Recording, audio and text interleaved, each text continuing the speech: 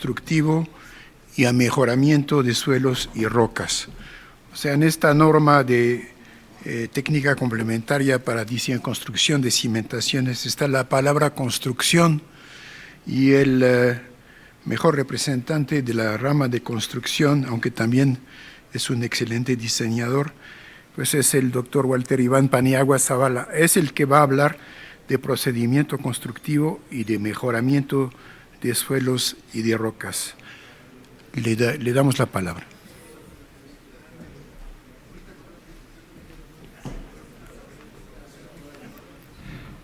Buenas tardes a todos. Muchas gracias, doctor Gabriel Oviné. Hiciera el favor de poner la presentación de tema 7, procedimiento constructivo, por favor. En lo que la pone, quisiera comentar, ya la pusieron.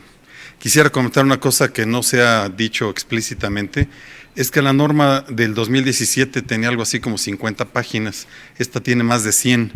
Eso refleja un poco la labor ardua que tuvimos en las más de 70 reuniones que ya se comentaron, pero también un esfuerzo por hacerla un poquito más explícita o mucho más explícita, y también contribuir en alguna parte en un aspecto didáctico para hacer más amable la revisión por el reglamento.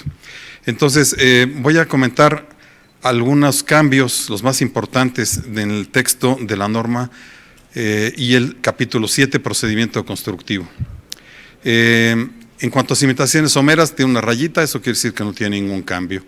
Las plataformas de trabajo que buscan evitar situaciones como las que ven ustedes en las fotografías de allá abajo, únicamente se agregaron referencias, y aquí quisiera hacer una reflexión con ustedes. Resulta que, aunque en la norma dice que el procedimiento constructivo debe definirse en el estudio geotécnico, pues nos encontramos ante una disyuntiva. Los ingenieros geotécnicos saben poco de procedimientos constructivos y los constructores geotécnicos saben poco de geotecnia. Entonces estamos en un hueco de información que estamos tratando de subsanar con un capítulo como este. El 30% de los accidentes que suceden en las obras se deben a la plataforma de trabajo en diversas modalidades. Ahí en las fotografías pueden ver ustedes desde un volcamiento, 2 volcamientos de maquinaria, hasta máquinas que están simplemente hundidas en un terreno que, como dicen en la obra, está aguachirnado, o sea, está saturado, la plataforma de trabajo no es la adecuada, en fin, eso no funciona como debe ser. Entonces se incluyeron varias referencias, creo que estas son las principales, estas dos que están aquí, un documento que se hizo entre una institución europea y una norteamericana, la guía para las plataformas de trabajo. Tiene inclusive una hoja de cálculo que nos ayuda a calcularlo, tomando en cuenta, por supuesto, los datos del suelo y los datos de la maquinaria y lo que va a hacer. Hay que revisarla en todas las condiciones, en tránsito, estática, subiendo la herramienta de trabajo, colocando el acero de refuerzo o maniobrando un piloto o una ADM, etcétera. Desafortunadamente, yo no he visto todavía, a pesar de que está ya en la norma del 17, ningún estudio geotécnico que incluya el diseño de las plataformas de trabajo. Vamos a insistir al respecto. En las cimentaciones con pilotes o pilas hay modificaciones ligeras que no vale la pena comentar aquí, pero sí se amplía la redacción respecto al tipo de lodos de perforación y ADMs. En multitud de documentos he visto yo, pues si se requiere lodo, pues úsese. Si se requiere una ADM, pues está a criterio del constructor.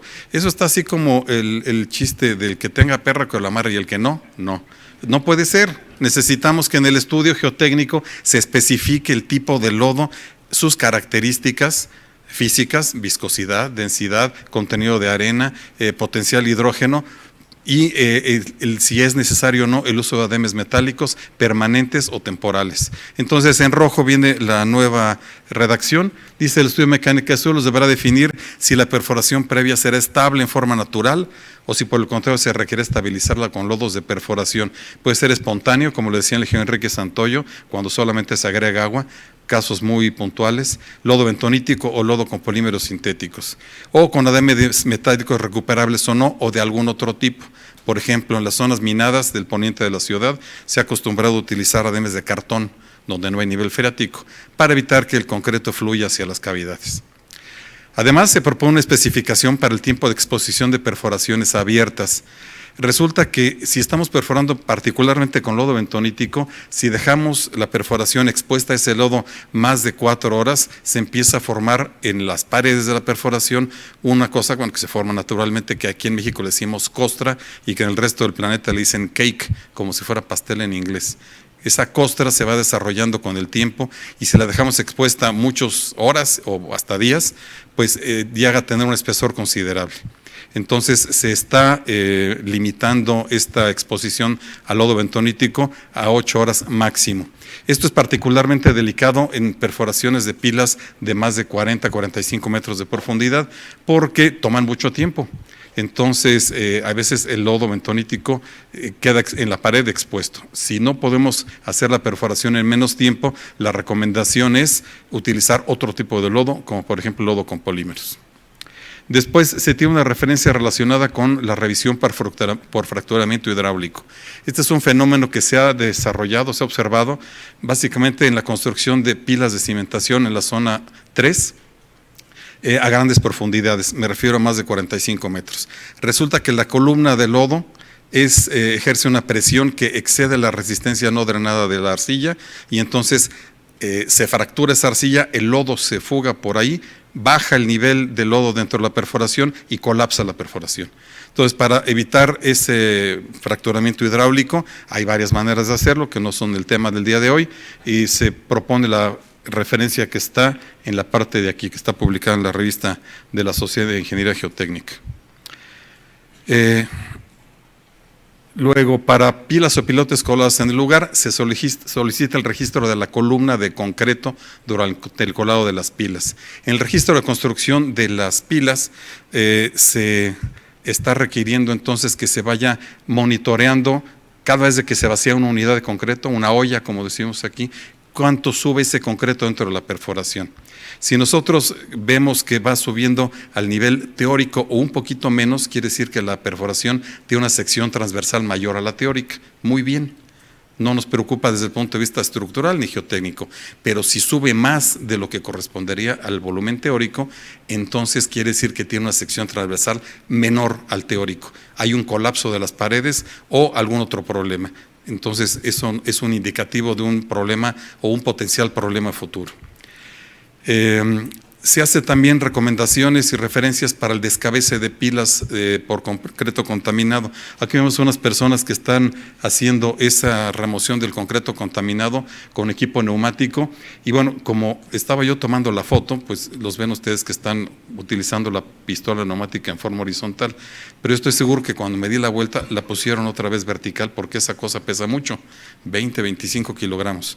Entonces corre uno el riesgo de dañar la parte superior de las pilas o de fracturar el concreto, cosa que no queremos. Entonces, dice ahí, se debe cuidar, no utilizarlo en forma vertical y se dan algunas otras opciones. También se amplía el texto relacionado con los brocales, que son estos tubos metálicos como los que vemos ahí en la fotografía, donde, insisto, en el estudio geotécnico se debe especificar si es necesario utilizar un brocal o un ADM metálico pequeño antes de iniciar la perforación para la seguridad del personal, es decir, evitar una falla local en la parte superior y la calidad de la pila por construir. Y hay que definir en el estudio geotécnico, insisto, la geometría y el tipo de brocal. Bueno, esta es una cosa que no gustó a todo mundo, pero ni modo. Se aclara la especificación acerca del diámetro mínimo de pilas con relación a la profundidad. Entonces, antes estaba muy limitada hasta 30 metros, pero como ya se ha comentado, ahora la profundidad de las cimentaciones, particularmente en la zona 3, se ha incrementado notablemente. Se habla ya de cimentaciones a 80 metros de profundidad, lo cual tiene una complicación en el proceso constructivo pues evidente. Entonces se agregaron estos límites de diámetros mínimos versus longitud máxima para ese diámetro. Yo entiendo que haya problemas al respecto, pero por ejemplo el doctor Ibarra nos mostró o el doctor Mendoza, ya no, el doctor Mendoza nos mostró una pila de 1 metro de diámetro a 50 metros de profundidad. La calidad de la colocación del concreto en esas condiciones es muy cuestionable. Yo creo que pocas personas pueden garantizar que eso se ha hecho de una forma adecuada. Entonces, consideramos que con esta tabla que está aquí, que bueno, en la norma no está en forma de tabla, sino en un párrafo, con eso debemos estar un poco más tranquilos. Con relación a las pruebas de integridad, se limita el tipo a las que se utilizan más en México. Entonces, se está especificando únicamente estas que están aquí, que es la de baja deformación, o PIT, como se le dice comúnmente, Pile Integrity Test. La de pozos cruzados, que está aquí ejemplificada, que tiene otras características, o la de perfil térmico, que es la que está en la fotografía de hasta abajo. Esta todavía no se empieza a hacer en México, pero en otros países ha tenido mucho éxito por razones que es largo de comentar ahora.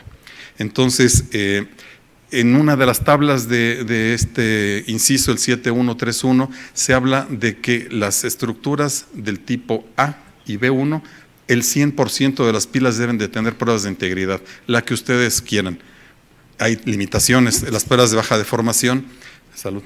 Las pruebas de baja deformación tienen limitaciones físicas, que alcanzan una profundidad de máximo 20 a 25 veces su diámetro. La de pozos cruzados tiene la desventaja que hay que dejar ahogados los tubos de acero o de PVC, como los que se ven aquí en la fotografía, como estos, desde antes de construir la pila. Entonces, pues es una limitación. Y el de perfil térmico lo mismo, se dejan ahogados tubos o cables térmicos. Pero hay más. Después se exige que los reportes de las pruebas de integridad se entreguen a las autoridades correspondientes, así como las determinaciones a seguir con los resultados obtenidos. Y entonces se colocó una frase, pues literalmente demoledora. Si un elemento, una pila, no cubre los requisitos necesarios, se debe reemplazar por 2 o más elementos. Y eso no estaba antes. Entonces, ¿por qué lo vemos de esa manera? Si una pila no cumple con los requisitos adecuados, pues estructuralmente no nos está funcionando, ni geotécnicamente, y no hay otra más que reemplazarla. Es muy complicado y muy difícil garantizar que una reparación de una pila vaya a quedar bien. Entonces, estos reportes se deben de entregar pues, a los auxiliares de la administración, que concretamente son el corresponsable en seguridad estructural y el director responsable de obra. Y ellos deberán tomar la decisión, seguramente asesorados por el ingeniero en geotecnia, de qué hacer al respecto. Pero lo más común es que se reemplace ese elemento defectuoso. También se hace referencia a las normas ASTM, o sea, de la Sociedad Americana de Ensayo de Materiales, para las pruebas de integridad en los 3 métodos que mencioné, así como sus criterios para interpretar y aceptar estas pruebas. En cuanto a los pilotes sin causa percusión, se hace una referencia a la normatividad de otros países para las vibraciones máximas permisibles durante el hincado. Cada vez de que uno de estos martillos golpea el pilote, pues se generan vibraciones. Esta fotografía, por ejemplo, es en la campestre Churubusco, en la ribera del río Churubusco, en el Paseo Tasqueña, y el hincado al principio, en la parte de suelo lacustre, pues es muy sencillo, pero al llegar al suelo granular tiene más energía de hincado, o se requiere más energía de hincado y se generan vibraciones. Y como pueden ver, tenemos edificios vecinos muy cerca. Entonces, hay unas limitaciones en cuanto a la vibración, que se miden normalmente en velocidad, milímetros por segundo, por ejemplo. Entonces hay referencias en las cuales se especifica cuáles son las vibraciones máximas permisibles y a qué distancia. También hay referencias para la extracción de pilotes, que es la fotografía de aquí de en medio. Esa fotografía está tomada en el centro médico y están extrayendo pilotes para poder colocar una cimentación nueva. Entonces, no podemos en la norma decir algo así muy tajante, como que hágase esto o no se haga lo otro, pero sí podemos colocar referencias, que es lo que se hizo. Lo mismo para los pilotes de control, aunque eso ya lo comentó con más detalle el doctor Ovinet. Bueno. La insistencia del doctor Manuel Mendoza respecto a la importancia y la relevancia que tienen las pruebas de carga en pilas o pilotes, pues estamos todos totalmente de acuerdo. Entonces, en esta norma se especifican primero un documento para la planeación de las pruebas, cómo se va a hacer la prueba, con qué procedimiento de carga, qué instrumentos se van a colocar, etcétera. Esta planeación de las pruebas está con base en la norma STM también. Después, los requerimientos que se deben incluir en el reporte de las pruebas y lo mismo, ese reporte hay que entregarlo a los auxiliares de la administración, pues para su interpretación, aceptación o lo que conduzca. El tiempo mínimo de espera después de la construcción, que ya se mencionó, de 3 meses, y yo no sé por qué le puse ahí 30 días, no, al menos 30 días, pero en el otro capítulo dice 3 meses. Entonces aquí ven ustedes una prueba de carga a compresión, una de tensión, una lateral, una dinámica y una bidireccional en esta parte de acá. Y entonces tenemos las pruebas, las normas ASTM para cada una de estas pruebas. Esta es de compresión, de tensión, lateral, dinámica y bidireccional. Hay un ejemplo de resultados de gráficas carga-desplazamiento del lado izquierdo. Y también se colocó una referencia para la planeación, implementación, instrumentación e interpretación de las pruebas, que no es trivial, también tiene sus detalles, ¿no? Ahí. Bueno, ahora en cuanto a las excavaciones, las consideraciones generales no tienen cambio, pero el control del flujo de agua sí. El Geoschmitter nos comentó algo al respecto y se dice que se debe llevar ahora un registro para el sistema de bombeo, así como la instrumentación pues de la piezometría cómo está evolucionando dentro del proyecto.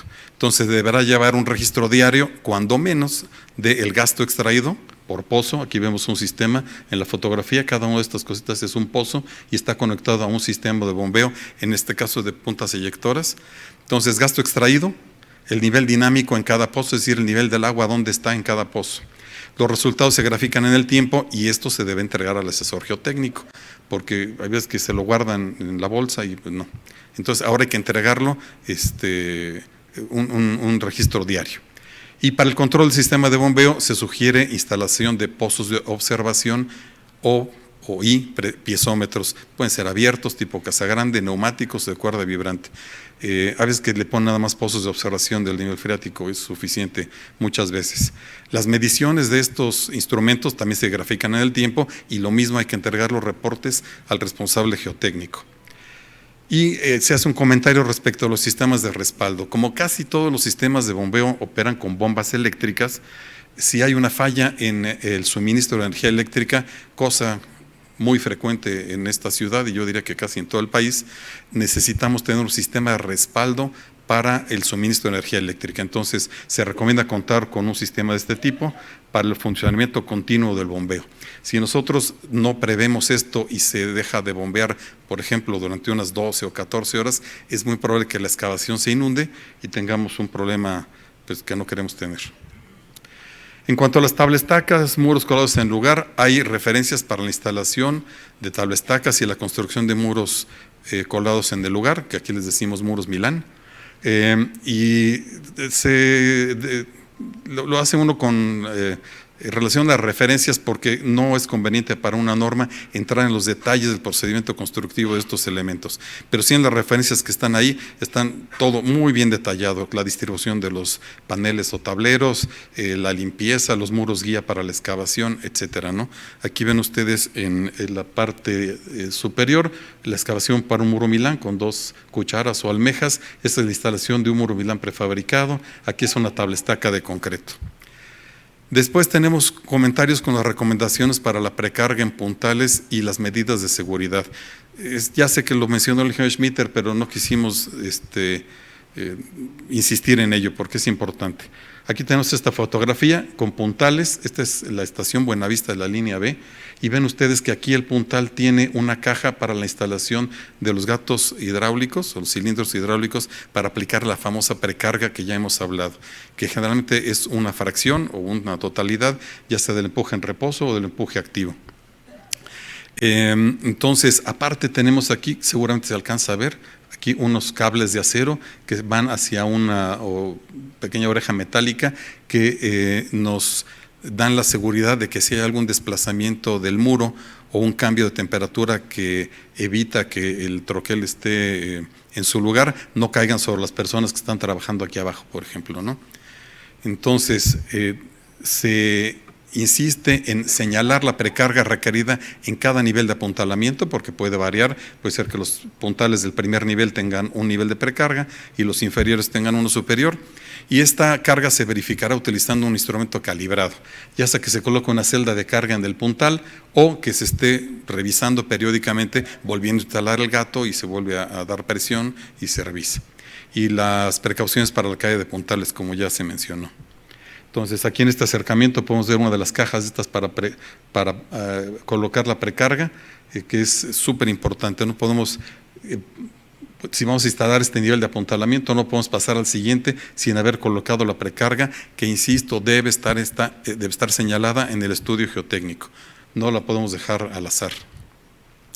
Después se hace un comentario sobre el respeto de los límites de desplazamiento horizontal y vertical. ¿A qué nos referimos? En la figura del lado izquierdo ven ustedes, no sé por qué salió sin los caracteres griegos, eran deltas eso. Bueno, no importa. Aquí tenemos la distorsión lineal, que es qué tanto se desplaza esto respecto de la longitud de lo que estamos midiendo. Vamos a poner que sea un muro o toda la estructura, no importa. Entonces, vemos este diferencial respecto de la longitud. Y en la distorsión vertical o distorsión angular, vemos el asentamiento respecto igual de la longitud. Y entonces eso está en una tabla que no mencionó el Schmitter, pero no la mostró, como yo la muestro ahora, en donde para cada zona geotécnica, la 1 y la 2 y la 3, tenemos estos desplazamientos máximos permisibles, horizontales y verticales, y están referidos todos en porcentaje de la profundidad máxima de excavación. Entonces, dice la norma, en todos los casos se buscará no pasar los límites de desplazamientos horizontales y verticales señalados en el capítulo 5, o sea, la tablita esta. Para ello se instalará la instrumentación necesaria, que podrá incluir mediciones topográficas, inclinómetros, plomadas, etcétera, y eso nos lo va a explicar el doctor Mendoza en unos minutos. Las mediciones se graficarán con el tiempo, ya sea los asentamientos o los desplazamientos laterales o los desplomos, y los reportes otra vez se deben entregar al asesor geotécnico del proyecto con una frecuencia semanal durante el proceso de excavación. Entonces aquí hay dos cosas importantes que no están explícitas, pero yo las voy a explicitar con ustedes. Primero, necesitamos entonces un asesor geotécnico, sino que esté permanente cuando vemos que vaya cada semana a revisar las gráficas estas. Y eso no estaba antes en ningún lado. Segundo, necesitamos que el diseñador geotécnico haga un cálculo de cuánto van a ser los desplazamientos horizontales y verticales de la excavación en el proyecto. Y eso, pues, en muy pocos proyectos geotécnicos se hace. Ahora se exige que se haga en todos. Y tercero, necesitamos que los constructores midan y verifiquen que no se pasen de estos límites máximos horizontales y verticales. Entonces, son varias implicaciones importantes que generan un poco más de trabajo, pero nos van a dar la seguridad de la excavación. Yo no sé si, como comentó el doctor Binet, las estructuras que más fallan son los muros de contención. Lo que sí veo cada mes en el periódico son excavaciones que fallan. Lo mismo por el agua, o porque fallaron las anclas, o porque los puntales o troqueles no fueron los adecuados, o porque el procedimiento constructivo no fue el adecuado. Pero hay excavaciones fallidas frecuentemente. Entonces, con esta disposición estamos buscando garantizar una mayor seguridad en las excavaciones.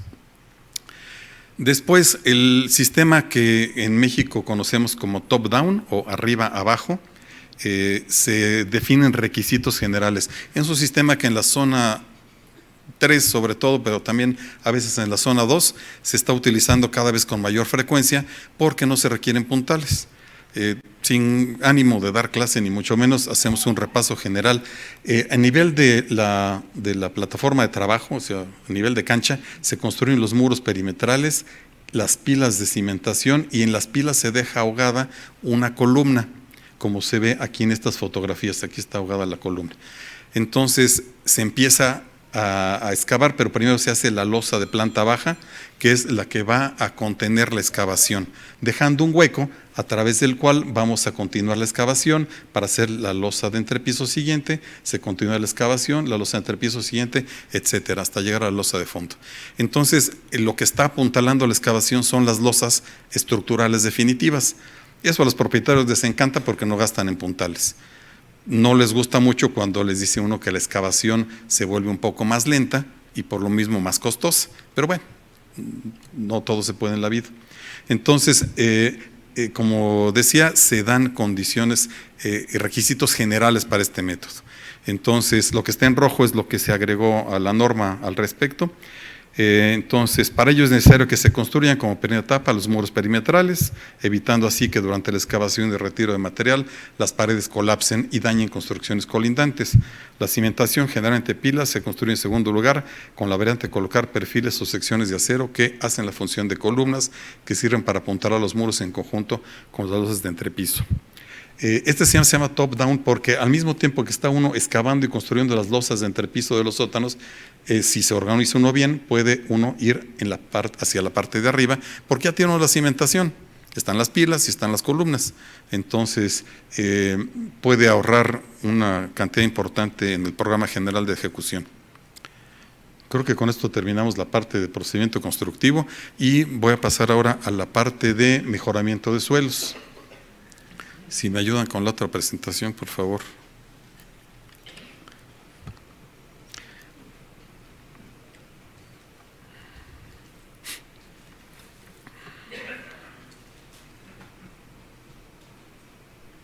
Bien, este capítulo de mejoramiento de suelos y rocas no existía en las versiones anteriores. Sin embargo, consideramos conveniente agregar, pues aunque sea términos generales y referencias, como ya se ha comentado. Entonces, esto de la introducción, el mejoramiento de suelos, esto sí venía en alguna parte de la norma, así es que no voy a entrar en muchos detalles. Y después se hace referencia a diferentes tipos de mejoramiento.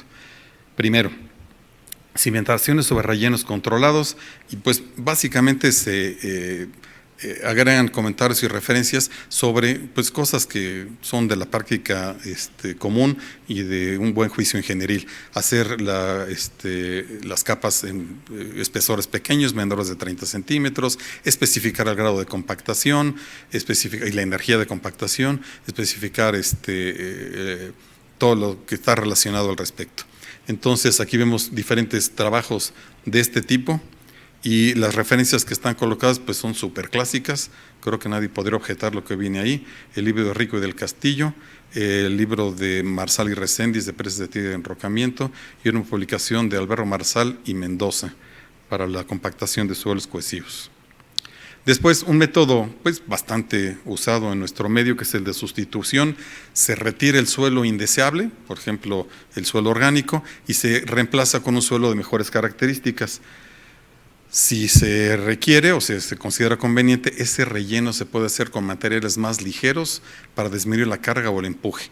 En la fotografía de arriba pongo un ejemplo donde se está rellenando con el material que aquí localmente conocemos como tezontle, que es una piedra volcánica más ligera que el material que estamos excavando en general, o también se puede hacer con paneles de poliestireno como los que se ven en la parte de aquí abajo. Hay que tener ahí cuidado de que no sea... Bueno, hay que tener ciertos cuidados, pues que ahorita es largo de explicar. Entonces, se debe especificar en el estudio geotécnico el espesor de suelo que se retirará, las características del material de reemplazo, si es el tezontle o tepetate o algo así, su granulometría y límites de consistencia, y si se utilizan bancos externos, pues la autorización de las autoridades, ¿no? Ya que no se puede uno estirar donde uno se le pegue la gana. Tenemos aquí las referencias de Obenetti Sánchez para el diseño de terraplenes ligeros, el de Mendoza para las tezontles o escorias volcánicas, de Romo y colaboradores para los terraplenes aligerados con poliestireno expandido, como el de la foto inferior. Después tenemos un método que probablemente no se utilice en el Valle de México, pero no quisimos dejar de mencionarlo, que es el de la compactación dinámica.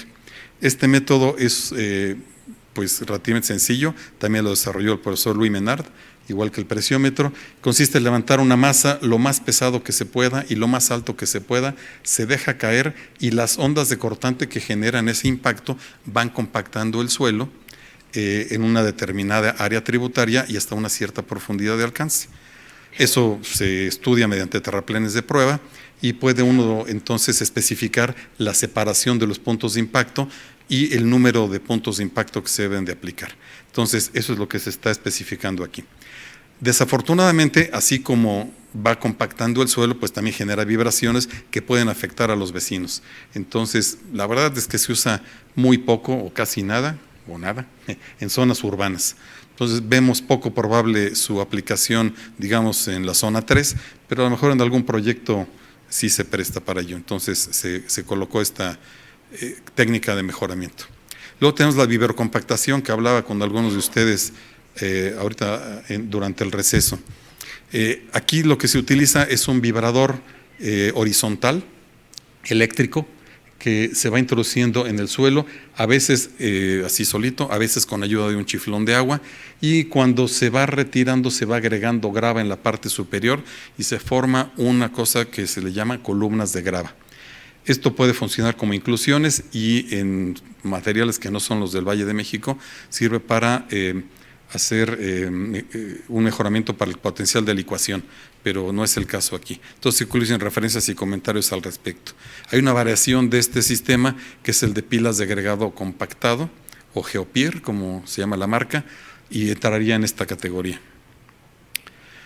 Después tenemos un sistema que pues ojalá pudiéramos utilizarlo más tiempo, que es el de la precarga. Consiste en colocar una carga y una sobrecarga a lo que se va a tener a futuro. Por ejemplo, este es un terraplén que se le agrega una sobrecarga y generalmente se le colocan elementos en el suelo para acelerar el proceso de consolidación. Pueden ser drenes prefabricados o drenes de arena. Conocemos cuando menos 2 casos en el Valle de México. Uno es en Xochimilco para una tienda comercial, ¿verdad? Sí. Y otro son las pistas, del aeropuerto de Texcoco, las pistas 2 y 3, que se les aplicó este procedimiento. Uno de las desventajas que tiene este asunto es que se requiere tiempo para que la consolidación se suceda y se genere el mejoramiento buscado. Pueden ser meses, entonces esa es una desventaja. Sin embargo, se incluyen también referencias y comentarios para la aplicación de este método. Tenemos otro que es el de la congelación de suelos. En suelos saturados, o sea que tengan agua, se instalan unas tuberías, por ejemplo en el perímetro de esta excavación, y se circula a través de esas tuberías un refrigerante, puede ser nitrógeno líquido o salmuera, o sea agua con una concentración de sal muy alta, y con eso se baja la temperatura y se congela el agua en el suelo. Se hace la referencia de que es posible utilizarlo, pero no en las zonas 2 y 3. Tenemos un antecedente. En la zona del lago se hizo una excavación que se estabilizó con este método, pero desafortunadamente el agua cuando se congela incrementa su volumen. Cualquiera que haya dejado una Coca-Cola en el congelador sabe a qué me refiero. Bueno, o una cerveza, una lata pues. Entonces, al incrementar su volumen, la lata estalla y aquí lo que sucede es que cuando está la arcilla congelada no tiene problema, pero cuando la descongelamos habremos roto su estructura y entonces pues tenemos problemas de resistencia al corte. Entonces, por eso es que se indica que no es aplicable en las zonas 2 y 3. Además de que con el calor que hace en esta latitud, se requeriría muchísima energía para congelar el suelo. Creo que no es el procedimiento más deseable en este país, ¿no? Después tenemos un tema que se ha discutido muchísimo, que por qué no estaba en la norma, igual que el de las grietas, que es las inclusiones. Aquí tengo ejemplos de 2 tipos de inclusiones diferentes. 3, perdón. Esta es una inclusión hecha con una perforación previa. Estas son inclusiones hechas con pilotes de concreto y estas son inclusiones hechas con un procedimiento que se llama jet grouting. Las 2 primeras son inclusiones rígidas, esta es una inclusión semirrígida o semiflexible, como queramos verlo. Entonces se incluyen referencias y comentarios para cómo se deben de analizar estos elementos, cómo se debe presentar la información a las autoridades para que lo aprueben en su caso. Por cierto, de este sistema de la izquierda se hicieron, no sé, de orden de 100 edificios en San Juan de Aragón al respecto y se han comportado estupendamente. La fotografía de en medio, la comentaba con uno de los ingenieros asistentes hace rato, que no me volteé a ver, pero yo sí lo estoy viendo. El ingeniero Villaseñor, colaboramos en ese proyecto y vean ustedes que tenemos aquí una batería de silos. Esto es en la zona del lago, aunque está en el Estado de México, y aquí estamos construyendo otra batería de silos que están uno enseguida del otro y han tenido un comportamiento estupendo. Entonces, creo que es una buena opción esto de las inclusiones. Después tenemos inyecciones y hay de muchos tipos. Aquí muestro inyecciones, pueden ser con cemento a gravedad o bajo presión para mejorar suelos granulares, rocas o cavidades. Aquí en esta lámina podemos dar una inyección para mejorar el suelo bajo una zapata, pero también se han utilizado para otros propósitos, por ejemplo, para rellenar cavidades en la zona poniente, en la zona minada de la ciudad, y requerimos que se especifique el producto de inyección, indicándose su dosificación. Se debe indicar el diámetro, separación y profundidad de las perforaciones por donde se va a aplicar las inyecciones, y en el proceso se deben establecer criterios para controlar la presión y el volumen de inyección, porque si no controlamos esos parámetros, pues corremos el riesgo de inyectar pues todo el valle y no es la intención, sino nada más un volumen determinado. Además, se requiere verificar topográficamente que no se presenten movimientos verticales ascendentes. Si aplicamos mucha presión, corremos el riesgo de levantar el suelo, cosa que no queremos. Luego tenemos otro sistema de anclaje pasivo se le puede llamar, no activos como los que se mencionaron hace un momento. Este sistema se conoce en el mundo como soil nailing y el doctor Binet me dice que le pongamos clavos. A mí me gusta más soil nailing, pero bueno, o banderillas, ¿no? Creo que también le decíamos. Entonces, este es un sistema de reforzamiento del suelo para taludes. Se colocan tantas anclas como se necesite, de acuerdo al análisis que se haga, y estas anclas no se postensan, se dejan ahí, y para que empiece a funcionar se requiere que se empiece a movilizar la superficie potencial de falla, siempre cinemáticamente admisible, y dado el caso, entonces, por tensión, las anclas, o por fricción, empiezan a reaccionar. Es un sistema que se utiliza mucho en Europa. Aquí en México se ha utilizado también, pero tiene menos popularidad que las anclas activas que ya se mencionaron, donde se postensa con una fuerza determinada. Entonces, el diseño debe considerar la estabilidad externa, o sea, de todo el conjunto, así como las deformaciones posibles, porque no podemos permitir que se deforme mucho, si no excedemos los límites de la tabla que ya vimos. Se debe indicar el tipo de ancla, su longitud, espaciamiento horizontal y vertical, y debe verificarse la resistencia estructural y la capacidad por fricción geotécnica. Se debe especificar también el sistema de drenaje previsto. Para taludes permanentes también hay que señalar el sistema de protección contra la corrosión y hay referencias también. Después, un sistema que gusta mucho a los arquitectos, y bueno, es ambientalmente amigable, que es la vegetación. Resulta que las raíces de determinadas especies, sobre todo las locales, pueden ayudar a la estabilidad, por supuesto, de la cara de los taludes o hasta la estabilidad de ciertas laderas. En México se ha estudiado muy poco esto, pero bueno, se mencionan las referencias de dónde se puede encontrar más información al respecto, y la succión mátrica que se genera por las raíces pues mejora un poquito el suelo, y aparte pues está la misma raíz que acaba como reforzando, digamos, ¿no? Entonces puede utilizarse como un complemento de otros sistemas mecánicos como las anclas pasivas o activas que ya mencionamos, y pues la idea es buscar especies nativas, porque traemos una especie de Brasil, pues va a estar difícil que pegue, ¿no? Hay que buscar especies locales. Y finalmente, otros métodos. Aquí ya para no dejar, si se quieren utilizar otros métodos de mejoramiento, pues lo mismo, hay que hacer el diseño y convencer a las autoridades que esto es viable y funciona. Aquí se mencionan las que están incluidas, puede ser la compactación rápida por impacto, que es como la compactación dinámica, pero de menos alcance porque es una máquina mucho más pequeña. Inyecciones de compactación, el jet routing que ya mencioné, la compactación con explosivos, que espero que a nadie se le ocurra usarla en la ciudad. Inyecciones químicas, que generalmente son resinas, y la biocementación, que es la lámina que está a la derecha, a través de una perforación y un ADM perforado, se inyectan bacterias con nutrientes, y esas bacterias van uniendo biológicamente los granos de arena y los van solidificando. Y cuando uno quiere que ese proceso pare, pues deja de alimentar las bacterias y ya está. Es un método pues bastante amigable con el ambiente y es muy popular en otros países también. Yo creo que ese método se va a desarrollar en un futuro en México. Pues por mi parte es todo. Gracias.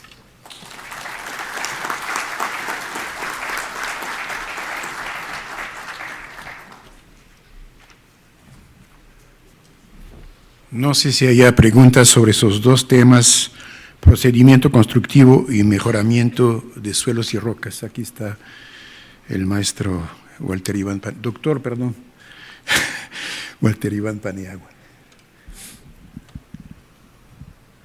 ¿Alguna pregunta? Es que todo quedó muy claro. Es el problema con Walter, ¿verdad? Que siempre es demasiado claro. Muy bien, pues siempre habrá oportunidad de hacer preguntas. Si no hay preguntas, entonces seguiríamos con ya la última sesión, que llamamos curso 7, que incluye, para empezar,